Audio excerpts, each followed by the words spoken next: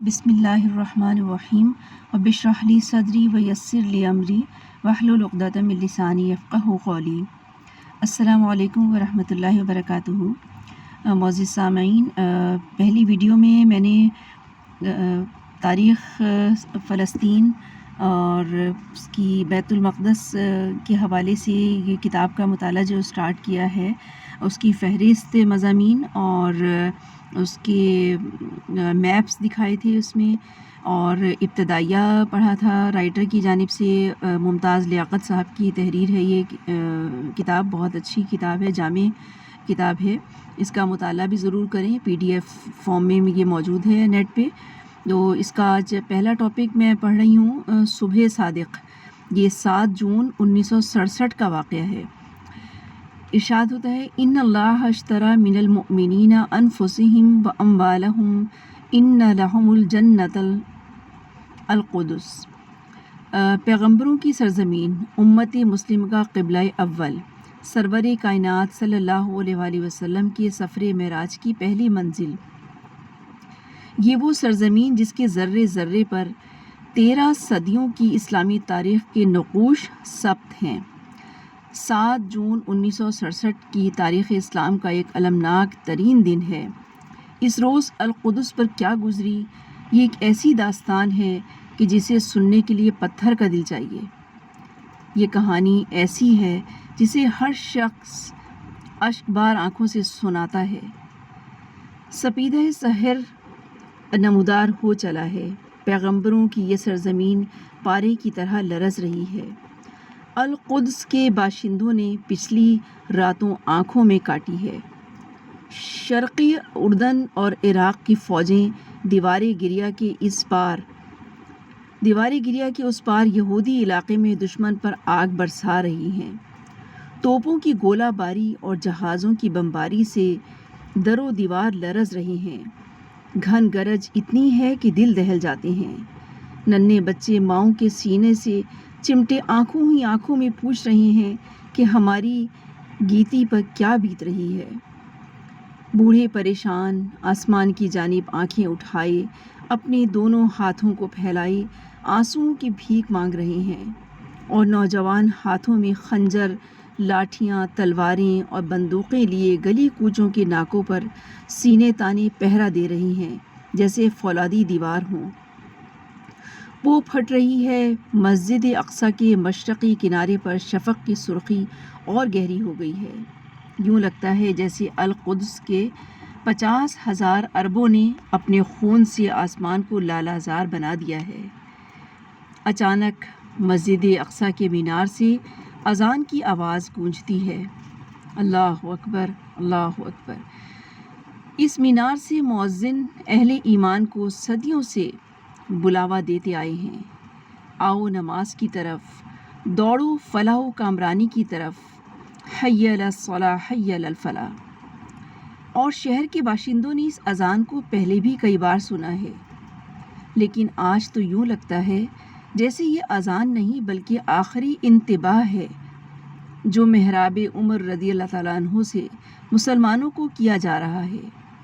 आह, मुअज़्ज़िन की पुकार बेपनाह दर्द व इज़्तिराब में डूबी हुई है। इसकी आवाज़ कभी उभरती कभी धीमी होती है। खून के आंसुओं में भीगी हुई पुकार का एक एक लफ्ज़ दिलों पर क़यामत ढा रहा है। अब मुअज़्ज़िन की आवाज़ सिसकियों में तब्दील हो गई है, और जब वो कहता है हय्य अलस्सलाह हय्य अलस्सलाह, नमाज की तरफ दौड़ो, तो फूट फूट कर रोने लगता है। लाउड स्पीकर पर उसकी सिसकियाँ और दबी दबी चीखें अल-क़ुद्स के शहरियों के दिल में तीर की तरह उतरती जा रही हैं। इन चीखों की आवाज़ जहाँ तक पहुँचती है लोग रोने लगते हैं। आज उन्हें एहसास हुआ है कि मुअज़्ज़िन उन्हें जिस राह की तरफ बुलाता रहा है वो उससे किस तरह एराज़ करते रहे हैं। आज ये उसकी आखिरी पुकार है जो बैतुल मक़दस की फ़िज़ा में गूंज रही है। तकरीबन 650 बरस कबल भी इस पर एक दौर ऐसा आया था जब इसकी फ़िज़ा अज़ान से महरूम रही। ये अरसा पूरे 90 बरस पर मुहित था। मुसलमानों को इस अरसे में بے انتہا قربانیاں دینی پڑیں۔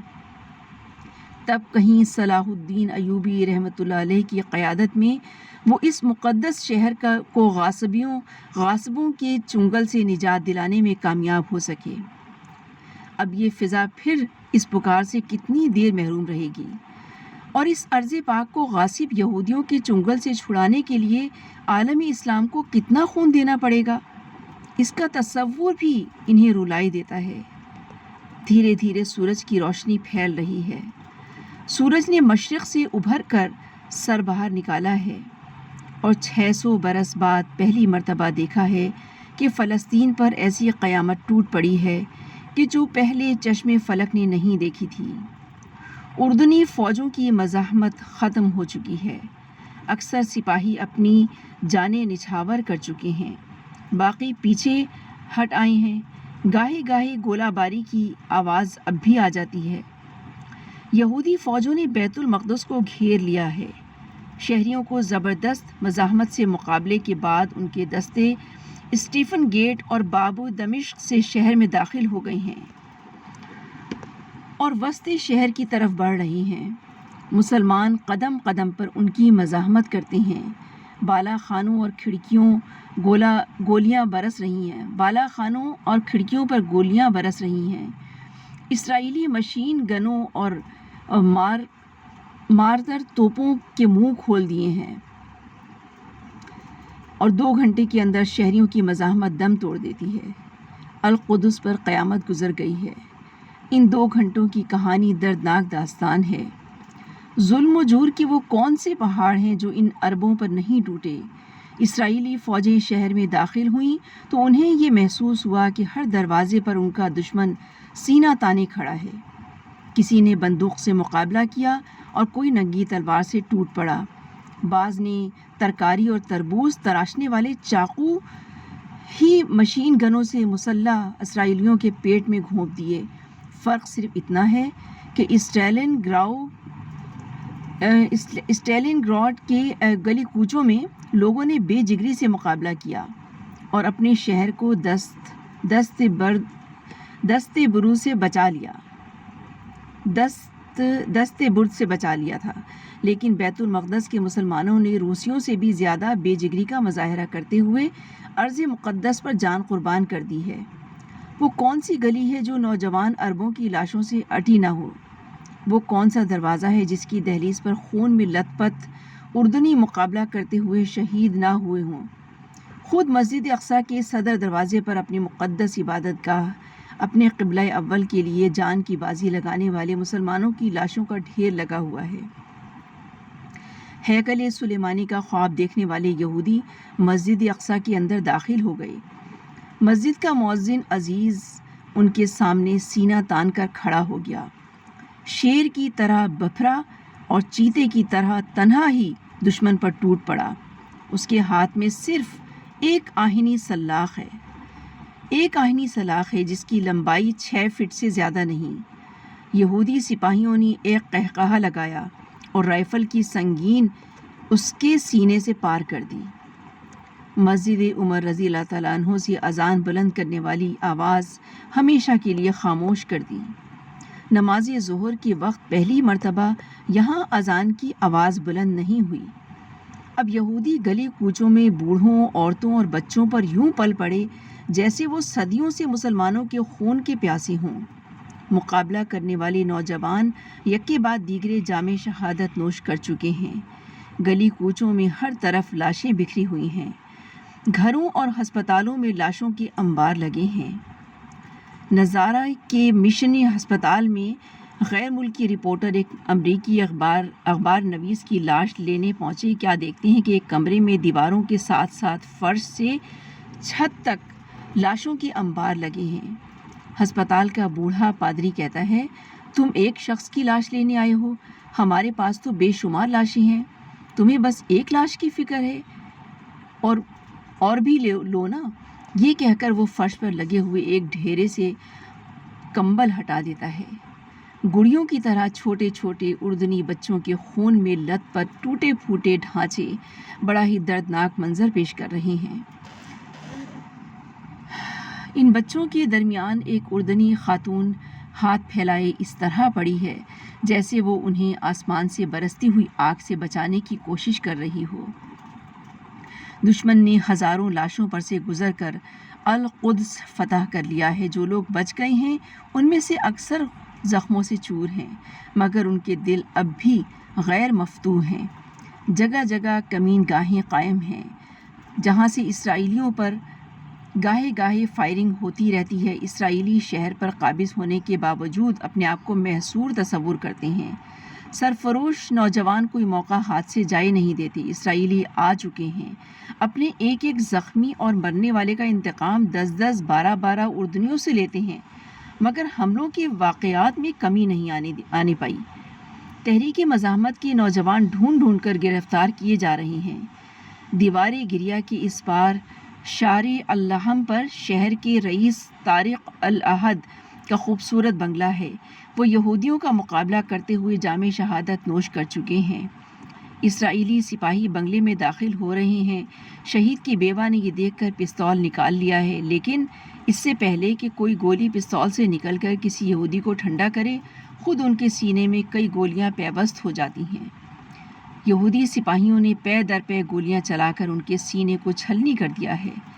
اس وقت ان کے 3 نوعمر بچے ایک دوسرے سے چمٹے ہوئے ایک کونے میں کھڑے ہیں۔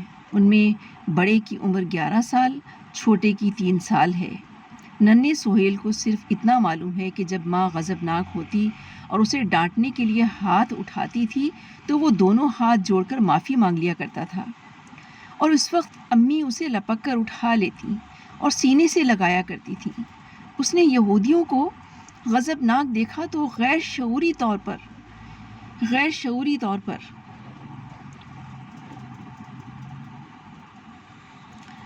ننھے ہاتھ جوڑ دیے ان کے سامنے، لیکن اسے امی کے پیار کے بجائے پہلے تو ایک زناٹے دار تھپڑ ملتا ہے، پھر ایک یہودی نے اس کے پیٹ میں سنگین چبو کر اچھال دیا اور یہ کہتا ہوا باہر نکل گیا، سانپ کے بچے کو بھی زندہ چھوڑنا یہودیوں سے دشمنی کے مترادف ہے۔ اللہ اکبر۔ یہ واقعہ مہاجر کیمپ میں پہنچ کر ننھے سہیل کے 11 سالہ بھائی نے سنایا تھا۔ یہ سچے واقعات ہیں، الجمہوریہ قاہرہ سے لیے گئے ہیں۔ یہودی فوج ایک نوجوان یوسف قمر کی تلاش میں ہے۔ ایک دستہ ایک 2 منزلہ مکان کو گھیر لیتا ہے۔ فوجی افسر دروازے پر دستک دیتا ہے۔ ایک بوڑھا عرب دروازہ کھولتا ہے۔ اسرائیلی بے دردانہ اندر گھس جاتے ہیں، مکان کا کونا کونا چھانتے اور یوسف قمر کو ڈھونڈ نکالتے ہیں۔ فوجی گاڑی اسے لے کر روانہ ہو جاتی ہے۔ یوسف ہتھکڑی پہنے درمیان میں ہے اور اس کے دائیں بائیں آگے پیچھے اسرائیلی فوجیں رائفلوں پر سنگین چڑھائے بیٹھے ہیں۔ دور ایک 2 منزلہ مکان کی کھڑکی سے آل معلمی کا ایک نوجوان یہ منظر دیکھ رہا ہے۔ وہ یوسف قمر کا بچپن کا دوست ہے۔ دونوں اسکول میں ایک ساتھ پڑھتے رہے ہیں، دونوں القدس کی فضا میں اکٹھے پروان چڑھے ہیں اور دونوں یہودیوں کے ساتھ لڑے جانے والے مارکوں میں دوش بدوش حصہ لیتے رہے ہیں۔ معلمی کے ہاتھ میں دستی بم ہے۔ بم کا پن اس نے نکال لیا ہے۔ وہ چاہتا ہے کہ آنے والی فوجی گاڑی پر دے مارے، مگر یوسف قمر کو دیکھ کر رک جاتا ہے۔ اس کا دماغ کہتا ہے بم مارو، لیکن دل آڑے آ جاتا ہے بچپن کا ساتھی مارا جائے گا۔ گاڑی قریب تر آتی جا رہی ہے۔ وہ فرض اور محبت کی کشمکش میں مبتلا ہے۔ اللہ اکبر۔ اب اسرائیلی یوسف قمر کو لیے بالکل قریب پہنچ جاتے ہیں۔ یوسف کی نگاہیں بے اختیار اپنے دوست کے مکان کی طرف اٹھ جاتی ہیں اور وہ دیکھتا ہے کہ معلمی کھڑکی میں کھڑا ہے اور بم اس کے ہاتھ میں ہے۔ فوراً سمجھ جاتا ہے کہ معلمی کشمکش میں ہے۔ وہ اشارے سے کہتا ہے ہچکچاؤ مت، بم پھینک دو، میری پرواہ نہ کرو۔ اللہ اکبر۔ معلمی نفی میں سر ہلا دیتا ہے۔ فوجی گاڑی اب کھڑکی کے عین نیچے پہنچ گئی ہے۔ اسرائیلی یوسف قمر کی آنکھوں کے اشارے سے چوکنے ہو جاتے ہیں۔ ان کی نگاہیں اوپر اٹھتی ہیں اور وہ معلمی کو بم ہاتھ میں لیے دیکھ لیتی ہیں۔ ایک فوجی اپنی بندوق کو چھپاتا ہوا لے کے آتا ہے، مگر ابھی وہ گھوڑا دبانے بھی نہیں پاتا کہ معلمی بم دے مارتا ہے۔ بم ایک خوفناک دھماکے کے ساتھ پھٹتا ہے، فوجی گاڑی اس میں سوار سب لوگوں کے پرخچے اڑ جاتے ہیں۔ معلمی کی آنکھیں اشک بار ہو جاتی ہیں، مگر اپنے دوست کی موت پر آنسو بہانے کا وقت کہاں ہے۔ چند لمحے بعد فوج کی زبردست جمعیت بلڈوزر لے کر پہنچ جاتی ہے۔ معلمی کا مکان مسمار کیا جا رہا ہے، مکینوں کو باہر نکلنے کی مہلت بھی نہیں دی گئی۔ مکان اپنے مکینوں سمیت زمین کے برابر کر دیا جاتا ہے۔ جو لوگ مکان کے ملبے تلے زندہ دفن ہو گئے ہیں، ان میں ایک بچہ بھی ہے جو صرف 20 دن پہلے پیدا ہوا تھا۔ القدس میں کئی روز سے قتل و غارت کا سلسلہ جاری ہے۔ اسرائیلیوں کے ہاتھ سے کوئی بھی محفوظ نہیں۔ بوڑھے نوجوان نہ بچے، عورتیں اپنے گوہر عصمت سے محروم کی جا چکی ہیں۔ بوڑھوں کو گھروں سے ہانک کر لے جاتے ہیں اور ان سے دھوپ میں دوڑ لگواتے ہیں۔ یہ سب کچھ اسرائیلی فوج کے اعلیٰ افسروں کے سامنے ہو رہا ہے۔ بعض غیر ملکی نامہ نگار اسرائیلی فوجوں کی چیرہ دستیوں کا ذکر جب اسرائیلی ہائی کمان سے کرتے ہیں تو انہیں جواب ملتا ہے، آخر ہمارے فوجی انسان ہی تو ہیں، اور یہ انسان وہ سب کچھ کر رہے ہیں جن کا مجرم یہودی نازیوں کو گردانتے ہیں۔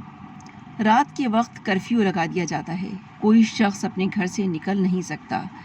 اس دوران میں یہودی فوجی دکانوں کے دروازے توڑ کر گھس جاتے ہیں اور جو چیز بھی ہاتھ لگتی ہے فوجی گاڑیوں میں لاد کر لے جاتے ہیں۔ عبادت گاہوں کی حرمت ان کی نظر میں سرے سے ہے ہی نہیں۔ بیت اللحم کی مسجدوں اور کلیساؤں کو اسرائیلی طیاروں نے تاک کر تباہ کر دیا ہے۔ یہ بطرون کے علاقے میں تو مساجد اور گرجا گھروں کا بالکل صفایا کر دیا ہے۔ یہ ٹائپو ایرر ہے، اس میں پڑھنے میں غلطی ہو جائے تو معاف کیجیے گا۔ اس کے بطرون کے علاقے میں تو مساجد اور گرجا گھروں کا بالکل صفایا کر دیا ہے۔ فتح کے بعد انہوں نے مسجد اقصیٰ کے صحن میں جشن سے مے نوشی فرمائی ہے، شراب نوشی کی ہے انہوں نے مسجد اقصیٰ کے صحن میں۔ اللہ اکبر! اور خدا جانے کہ القدس کے مقدس مذہبی مقامات کی یہ بے حرمتی کب تک ہوتی رہے گی۔ یہ باب جو میں نے پڑھا ہے یہ جنگ کے فوراً بعد کے عرب اخبارات کی، بالخصوص بیروت کے ہفت روزہ الجمہوریہ جدیدہ میں شائع ہوا تھا، اور اس کو ترتیب دیا گیا ہے، جس کا نامہ نگار جنگ بندی کے بعد چھپ کر مقبوضہ عرب علاقے میں تقسیم ہوا تھا۔ یہ ٹاپک کمپلیٹ ہوا ہے الحمدللہ۔ بہت دل کٹا ہے واقعات پڑھ کے۔ اللہ تعالیٰ ہمارے فلسطینی بھائیوں پہ، ہماری مقدس سرزمین پہ پروردگار رحم فرمائے۔ اللہ تعالیٰ دشمنوں کا صفایا کر دے، اللہ تعالیٰ دشمنوں سے نجات دلائے اور مسجد اقصیٰ کو آزاد فرمائے۔ اللہ تعالیٰ تمام فلسطینی مسلمانوں پہ رحم فرمائے، تمام مسلمانوں پہ، تمام ملت اسلامیہ پہ اللہ تعالیٰ ان کی ایمانوں کو جگائے اور ان کی مدد کے لیے سب لوگ بیدار ہوں، مدد کے لیے نکلیں۔ اللہ تعالیٰ رحم فرمائے، اللہ اپنا رحم فرمائے سب مسلمانوں پہ، آمین ثم آمین۔ سبحانک اللہم و بحمدک، نشہد ان لا الہ الا انت، نستغفرک و نتوب الیک۔ السلام علیکم ورحمۃ اللہ وبرکاتہ۔